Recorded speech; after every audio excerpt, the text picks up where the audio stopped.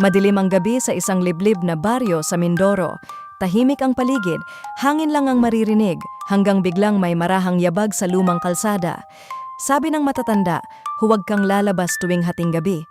Pero isang binatilyo, hindi naniwala. Habang naglalakad siya pa uwi, may nahagip ang kanyang mata. Isang itim na aso, basa ang balahibo, at tila nanginginig ang katawan. Ngunit kakaiba. Wala itong mga mata, puro dilim lang ang butas. Napatigil siya. Ang hangin parang may bumubulong, malamig na dumampi sa batok niya. Unti-unting lumapit ang aso, walang ingay, walang bakas ng buhay sa mukha.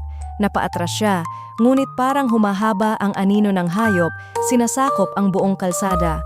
Sa bawat hakbang ng aso, lalong bumibigat ang hangin, tila may sumisilip mula sa dilim.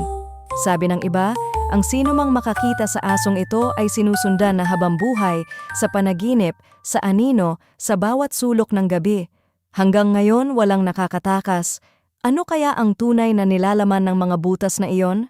Kung ikaw ang makakita, tatakbo ka ba o haharapin ang kanyang walang matang tingin? Like, share at follow para sa susunod na kwento.